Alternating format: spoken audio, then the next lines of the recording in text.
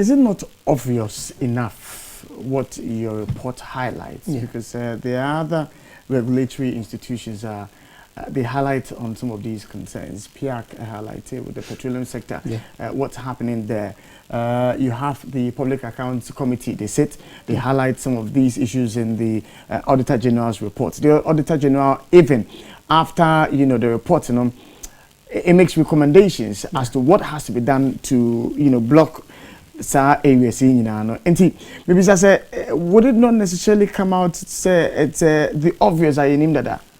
Well, unse MPP yenim se irregularities were ho. And so the essence of public financial management is to deliver quality service and ensure efficient allocation of resources.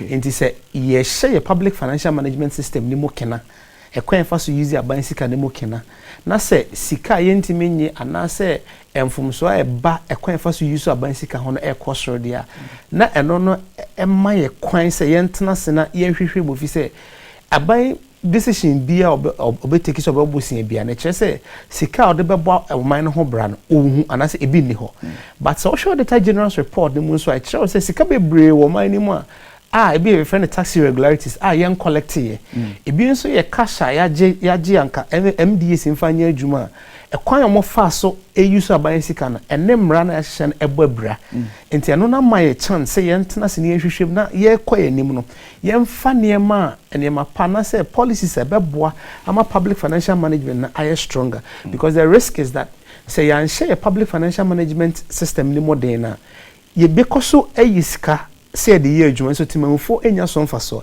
aban so twa ne ho na se ohun sika bi ode bebo man ho bra ba obosia ebi na ya gba ama ene wo hwe 2022 budget na about a third of your expenditure will go into what interest payment. That is say ever see a fa year revenue about 100 billion na buying a person or jena a company first spend this cano more than 37 billion of that is going into interest payment. And the interest payment for the first time is even higher than compensation.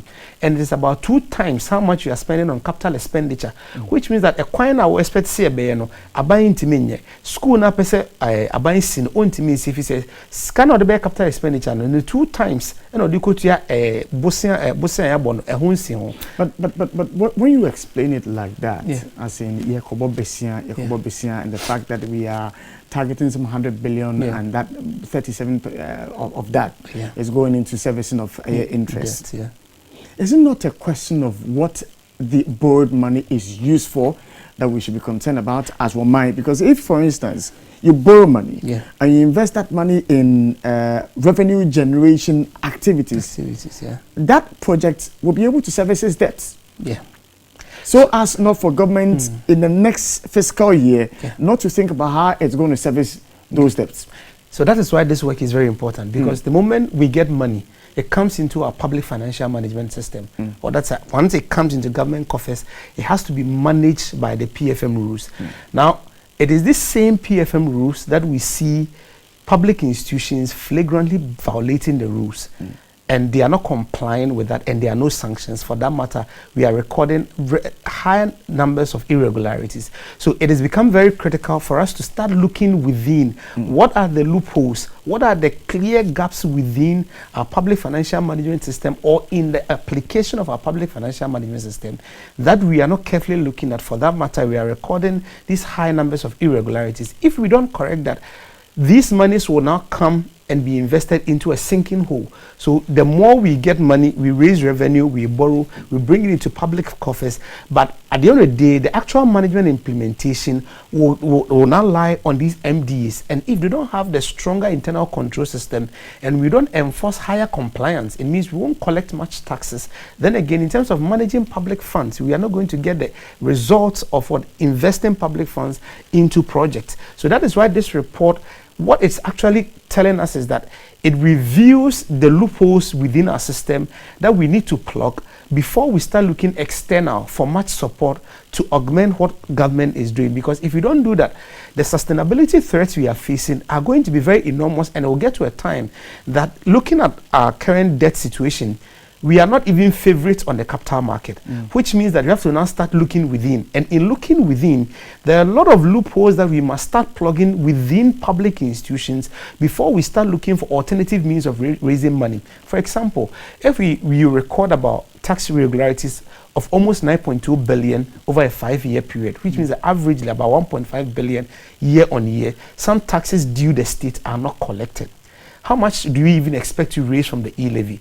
A little over 6.8 billion. Look at the amount of tax irregularities you are recording year on year.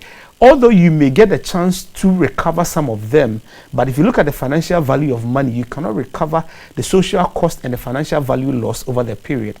And so it gives us time for us to start critically look into our PFM system and identify the gaps that leads to these irregularities. And that is why this report is very relevant. Yes, we accept that the issues appear to be legacy problems. However, because these legacy problems, the effects are becoming very worse for us. Because if you compare the peak irregularity between 2010 and 2014 for about 500 million, and between 2015 and 2020, your average year-on-year irregularity is about 2.3 billion, which means that even your average year-on-year over this 5-year period is about 4 times the peak of the previous period, which means it gives us cause for worry, and it's become imperative for us to start looking within to address these gaps.